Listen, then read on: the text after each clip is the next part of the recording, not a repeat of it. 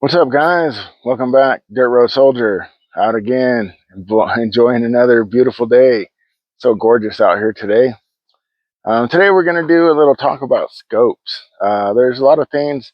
There's tons and tons of reviews on scopes, but I'm going to give you my input on what you should look for when you're purchasing a scope, just for me. So, all right, stay tuned. All right, guys, we have two different scopes right here. And they're both badass scopes for me. One is a Burris XTR2, and one is a Leopold Mark 5 through the 18. Both are first focal plane. I love first focal plane. I didn't know nothing about first focal plane until I did. And once I got into first focal plane, then I don't want second focal plane anymore. These things are just mathematical tools, basically.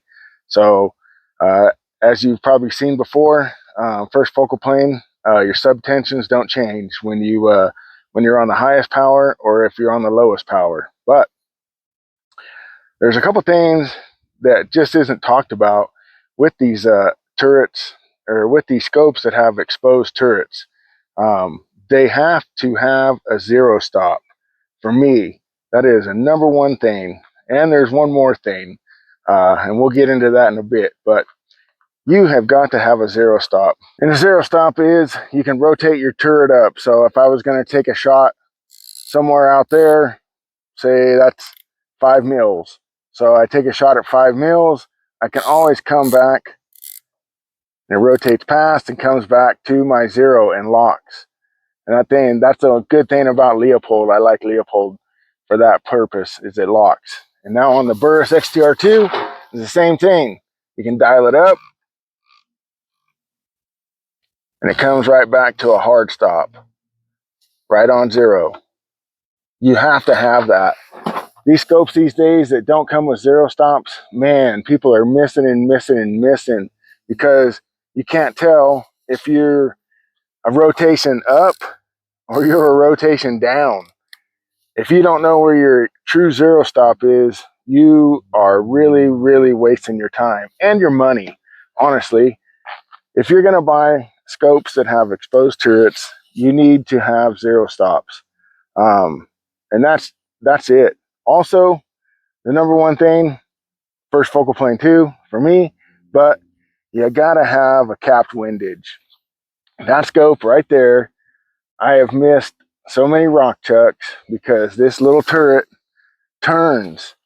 And when you're coming in and out of your truck or out of the side-by-side, this little bugger turns. Click, click, click, click.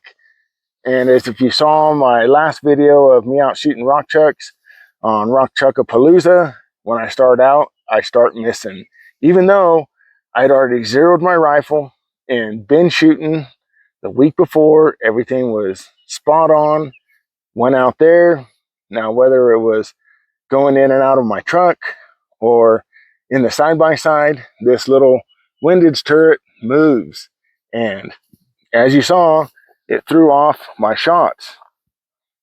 And it took me a while before I figured it out what was wrong. So if you're looking to spend money on a scope, I would look for something that has a capped windage and a zero stop and first focal plane.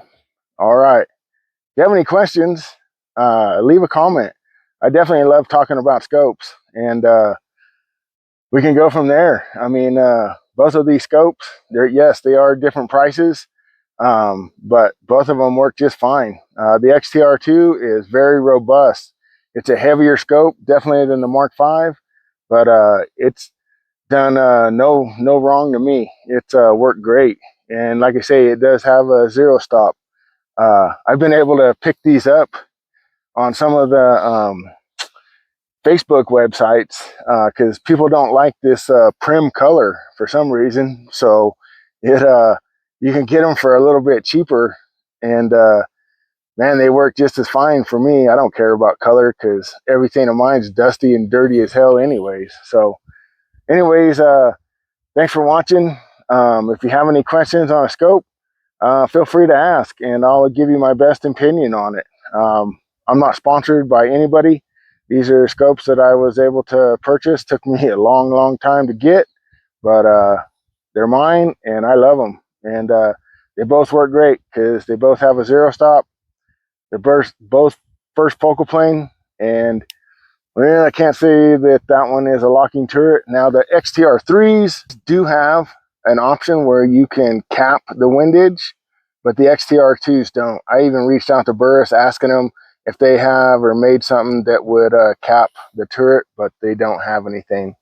And Mark V is the same way. You can either leave the cap off or you can screw it on there. So yeah, check them out. Look for a capped windage, a zero stop, and first focal plane, and you're going to be a lot better shooter, I think. So, all right. Hey, thanks for watching. Like, share, subscribe. That would be great. And let's put some lead down range and hit some targets.